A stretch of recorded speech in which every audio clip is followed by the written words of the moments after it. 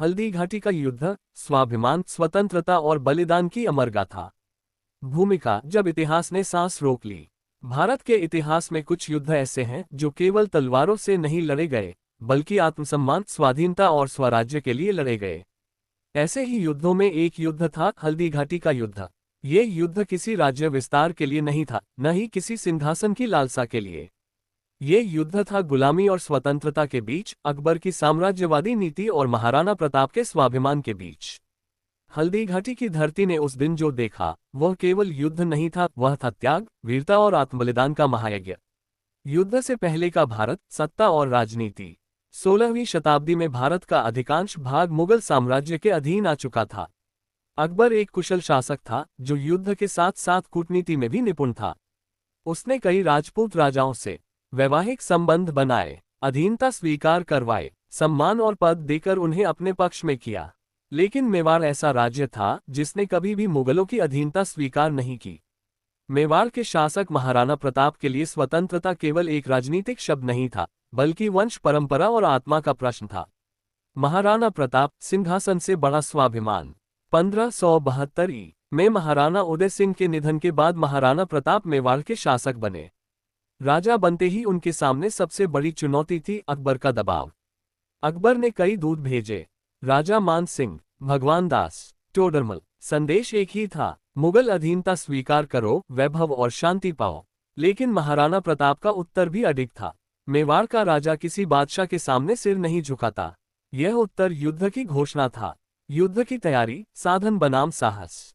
अकबर जानता था कि महाराणा प्रताप को हराना आसान नहीं, इसलिए उसने अपने सबसे भरोसेमंद सेनापति राजा मान सिंह के नेतृत्व में एक विशाल सेना भेजी। मुगल सेना लगभग 80,000 सैनिक, हाथी, घोड़े, तोपें, प्रशिक्षित और संसाधन संपन्न। मेवाड़ की सेना लगभग 20,000 सैनिक, सीमित अस्त्र शस्त्र, पर असीम साहस और देशभक्ति। महाराणा प्रताप जानते थे कि सीधा मैदान युद्ध उनके लिए घातक हो सकता है, इसलिए उन्होंने गोरिल्ला युद्ध नीति अपनाने का निश्चय किया। हल्दी घाटी, युद्ध भूमि का चयन। हल्दी घाटी अरावली पर्वतमाला की एक संकरी घाटी थी। इसकी मिट्टी पीली थी, जो हल्दी जैसी प्रतीत होती थी, इसी कारण इसका नाम पड़ा हल्दी घाटी। ये स्थान रणनीतिक रूप से महत्वपूर्ण था। संकरी घाटी, बड़े सैन्य दल के लिए कठिन, घुड़सवार युद्ध के लिए उपयुक्त। महाराणा प्रताप ने यही युद्ध करने का निर्णय लिया। 18 जून 1576, वह ऐतिहासिक दिन। सूरज की पहली किरण के साथ ही रणभेरी बज उठी। दोनों सेनाएं आमने सामने थीं। महाराणा प्रताप अपने प्रिय घोड़े चेतक पर सवार थे। चेतक केवल घोड़ा नहीं, बल्कि उनका सच्चा साथी था, तेज, निडर और स्वामी भक्त।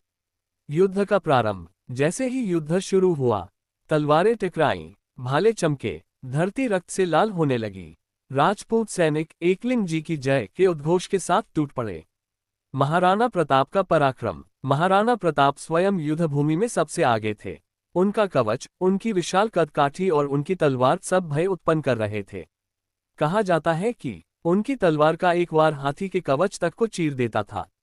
उनका भाला दुश्मन को घोड़े सहित गिरा देता था। उन्होंने सीधा आक्रमण किया राजा मान सिंह पर। चेतक की अमर गाथा। युद्ध के दौरान चेतक गंभीर रूप से घायल हो गया। उसका एक पैर कट गया, फिर भी उसने हार नहीं मानी।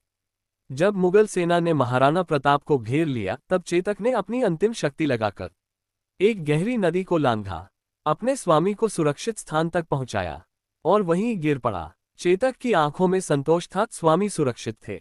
आज भी चेतक की समाधि स्वामी भक्ति और वीरता का प्रतीक है। युद्ध का परिणाम, हार या इतिहास। तकनीकी रूप से यह युद्ध निर्णायक नहीं था। मुगल सेना को भारी क्षति हुई, लेकिन संख्या और संसाधनों के कारण वे मैदान में टिके रहे। महाराणा प्रताप पीछे हटे, लेकिन उन्होंने आत्मसमर्पण नहीं किया। उन्होंने संधि नहीं की, उन्होंने सिर नहीं झुकाया। इसलिए ये कहना गलत होगा कि महाराणा प्रताप हारे। युद्ध के बाद का संघर्ष, जंगलों का जीवन। हल्दी घाटी के बाद महाराणा प्रताप ने जंगलों में शरण ली, पहाड़ों और गुफाओं में जीवन बिताया। उनका परिवार घास की रोटियां खाता, पत्तों पर सोता, पानी के लिए भटकता। एक प्रसंग प्रसिद्ध है, जब महाराणा प्रताप की पुत्री भूख से रोने लगी, तब उनके हाथ से घास की रोटी गिर गई और वे रो पड़े। लेकिन अगले ही क्षण उन्होंने कहा, ये कष्ट अस्थायी है, गुलामी स्थायी होती। भामाशाह, त्याग की मिसाल। मेवाड़ के एक महान देशभक्त भामाशाह ने महाराणा प्रताप को अपना संपूर्ण धन अर्पित कर दिया। उस धन से नई सेना संगठित हुई, अस्त्र शस्त्र जुटे, कई दुर्ग पुनः जीत लिए गए। ये सिद्ध करता है कि जब राजा ईमानदार होता है तो प्रजा अपना सर्वस्व न्योछावर कर देती है। मेवाड़ की पुनर्जागृति। अकबर जब उत्तर पश्चिमी सीमाओं में उलझा तब महाराणा प्रताप ने अवसर का लाभ उठाया। उन्होंने 36 में से 34 दुर्ग पुनः जीत लिए, मेवाड़ को फिर से स्वतंत्र किया, जनता को स्वराज्य दिया। उन्होंने चित्तौड़ पर हमला नहीं किया क्योंकि वे नहीं चाहते थे कि फिर से नरसंहार हो। हल्दी घाटी का युद्ध, सीख और संदेश। हल्दी घाटी हमें सिखाता है, संख्या नहीं साहस मायने रखता है। पराजय हार नहीं होती, आत्मसमर्पण हार होता है। स्वाभिमान किसी भी वैभव से बड़ा होता है।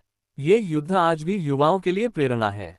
उपसंहार, अमर युद्ध। हल्दी घाटी केवल एक युद्ध नहीं था, वह आत्मा की आवाज थी, वह स्वतंत्रता की चिंगारी थी, वह भारत की आत्मा का उद्घोष था। महाराणा प्रताप भले ही सिंहासन पर न बैठे हों, पर वे आज भी हर स्वाभिमानी हृदय में राज करते हैं।